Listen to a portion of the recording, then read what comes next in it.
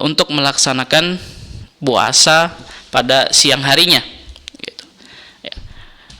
Dalam hadis sahih yang diriwayatkan oleh Al-Hakim, dalam sahihnya dinyatakan, Rasulullah mengatakan, "Ista'inu bi ta'amis sahri ala siyamin nahar wa bi qailulatin nahar ala qiyamil lail."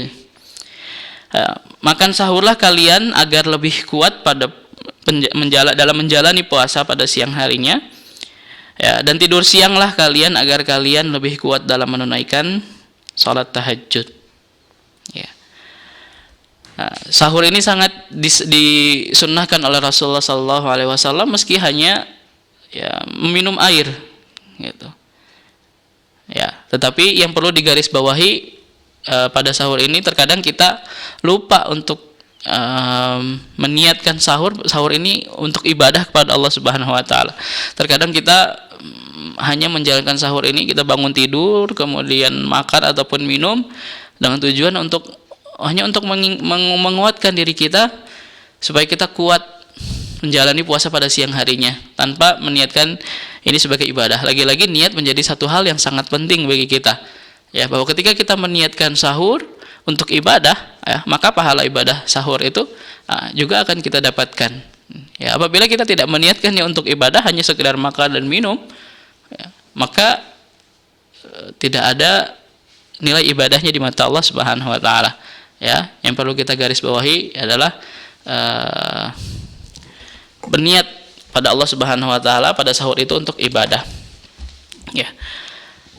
Kemudian yang kedua, ya, itu tadi yang pertama sahur, kemudian yang kedua adalah sunnah puasa menyegerakan berbuka sebelum masuknya waktu maghrib. Ya.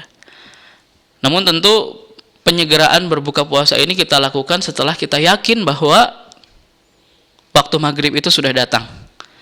Ya, sekali lagi waktu maghrib bukan azan maghrib. Ya, karena ketika kita hanya berpatokan kepada azan maghrib, terkadang beberapa muazin ya ada yang salah dalam menentukan waktu sholat begitu. Nah, maka penting bagi kita sebagai seorang yang berpuasa untuk mengetahui kapan waktu fajar itu tiba, kapan waktu subuh itu tiba, dan kapan waktu maghrib itu tiba. Ya, karena yang menjadi patokan, sekali lagi yang menjadi patokan pada puasa itu adalah munculnya atau tibanya waktu subuh ataupun tibanya waktu maghrib, bukan azan subuh atau azan maghrib. Yang ini dijelaskan oleh Allah Subhanahu wa taala yang kemarin sudah kita bahas pada surat Al-Baqarah ayat 187. Ya, wa kulu washrabu hatta yatabayyana lakumul khaytul abyadu minal khaytil aswadi minal fajr. Situ Allah memerintahkan kita untuk melihat waktu fajar dan waktu maghrib, ya, bukan mendengar azan subuh ataupun azan maghrib. Ya, kembali lagi ke tadi menyegerakan berbuka sebelum datangnya waktu maghrib, yang ini termasuk sunnah puasa. Kalau dalam bahasa fikihnya adalah ta'jilul fitr, ya, atau menyegerakan berbuka puasa. Ya, maka kata takjil ini, ya, yang sudah menjadi istilah dalam bahasa Indonesia. Takjil itu adalah sebuah makanan yang dihidangkan untuk berbuka, ya, atau untuk membatalkan puasa. Yang itu sudah menjadi satu kata yang familiar di umat muslim Indonesia, ya. Padahal kata takjil itu, kata ta'jil itu sebenarnya dalam kata bahasa Arab adalah menyegerakan, ya, bukan sebuah makanan yang dihidangkan untuk membatalkan puasa, ya. Itu yang perlu dipahami, bahwa kata takjil itu adalah menyegerakan berbuka ketika masuknya waktu maghrib.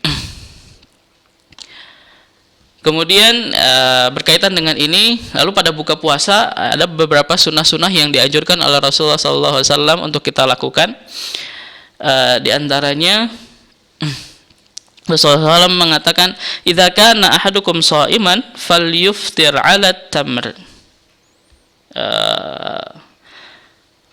Fa illam yajid tamr fa 'alal ma' fa innal ma'a tahur." Atau di hadis yang lain Rasul mengatakan, berbukalah kalian dengan rutab dulu, ya, dengan memakan rutab. Apa itu rutab? Rutab itu adalah kurma yang masih basah, ya, yang masih muda gitu.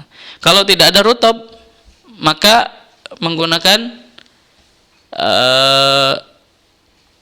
tamar. Ya, kalau tidak ada rutab maka menggunakan tamar atau kurma yang kering.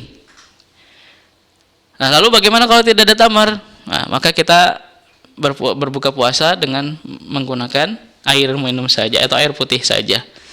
Ya, itu. Ya. Kemudian ya, masih dalam berbuka puasa, sunnah puasa yang dianjurkan oleh Rasulullah SAW yaitu berdoa ketika berbuka. Ya, berdoa ketika berbuka, ya, baik itu doanya kalau yang hafal Allahumma lakasumtu, ya, silahkan dibaca. Ada yang membaca doanya zahabal dhama'u wabtalatil uruq wa thabatal ajruh insyaallah, silahkan dibaca. Dan jangan lupa untuk menyertakan doa-doa yang lainnya pada saat berbuka puasa, ya, karena di saat berbuka puasa ini waktu di mana Allah Subhanahu wa taala mengijabah doa-doa hambanya yang sedang berpuasa. Ya, maka jangan lupa untuk menyelipkan doa ketika kita berbuka, ya, untuk Allah Subhanahu wa taala. Kita meminta kepada Allah Subhanahu wa taala agar Allah Subhanahu wa taala segera mengangkat wabah yang sedang dilanda oleh seluruh manusia di dunia ini, ya, dan kita bisa kembali menjalani aktivitas secara normal. Ya, itu yang ketiga, ya. Kemudian yang selanjutnya adalah mandi besar, ya, mandi besar bagi mereka yang berhadas, entah itu mereka yang sedang dalam kondisi hadas besar atau junub, atau mereka yang sedang haid atau nifas, yang kemudian sudah selesai haidnya atau nifasnya sebelum masuknya waktu puasa, ya, maka disunahkan untuk mandi besar terlebih dahulu, meskipun, ya, ketika mereka masih tetap dalam kondisi berhadas besar kemudian mereka berpuasa, ya, itu tidak membatalkan puasanya, gitu. Puasa mereka tetap sah, ya. Tetapi di sini kenapa disunahkan untuk mandi besar ketika sebelum terbitnya fajar? Ya, karena banyak sekali bagian-bagian tubuh kita yang harus dibasuh ketika mandi, yang nanti dikhawatirkan, ya, ini dikhawatirkan ketika kita dalam kondisi berpuasa kemudian mandi besar, yang dimana kita wajib banyak membasuh bagian anggota tubuh kita, dikhawatirkan masuknya air ke bagian-bagian tubuh kita yang itu bisa membatalkan puasa kita. Kemudian yang selanjutnya sunnah puasa adalah, ya, memperbanyak sedekah, ya, baik bagi keluarga terdekat kita, kerabat kita, tetangga kita, ya, maupun anak yatim ataupun orang-orang miskin. Ya, walaupun sedekah tersebut tidak begitu banyak, begitu, ya, tetapi sedekah ini nilai pahalanya akan berbeda ketika kita lakukan pada bulan Ramadan.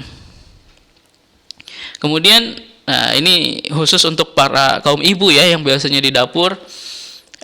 Biasanya ibu-ibu ini mereka kebanyakan waktunya berada di dapur, gitu, terutama pada waktu-waktu menjelang berbuka, gitu, ya. Ibu-ibu jangan pada iri dengan bapak-bapak yang mungkin sore-sore banyak bapak-bapak yang enak, asyik dengan tilawahnya, asyik dengan tadaburnya, begitu, ya. Sedangkan ibu-ibu mereka harus terus berada di dapur ketika sore itu, ya. Nah, ini jangan menjadi kecil hati, gitu, ya, bagi para ibu-ibu, karena Rasulullah SAW bersabda, man fattara sha'iman kutiba lahu mithlu ajrihi illa annahu la yanqusu min ajri shaimi syai'.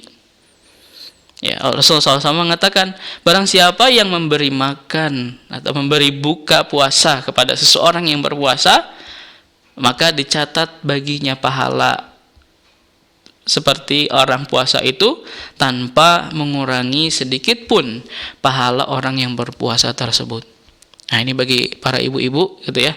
Niatkan memasak ya, memasak untuk berbuka itu untuk apa? Untuk memberikan makanan kepada orang-orang yang berpuasa. Ya, insyaallah pahalanya adalah sama seperti dia mendapatkan pahala orang yang berpuasa, orang yang dia berikan makanan tersebut tanpa mengurangi pahala puasa orang yang sedang berpuasa tersebut. Ya, makanya bagi para ibu-ibu jangan kecil hati.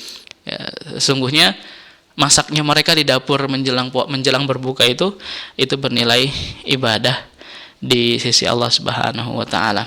Yang terakhir mungkin sebelum kita akhiri, salah satu sunnah yang ada ya, adalah menjauhi hal-hal yang sia-sia gitu ya ketika puasa, baik dari perkataan yang sia-sia yaitu perkataan kasar ya, ataupun hal-hal yang jatuhnya kepada maksiat.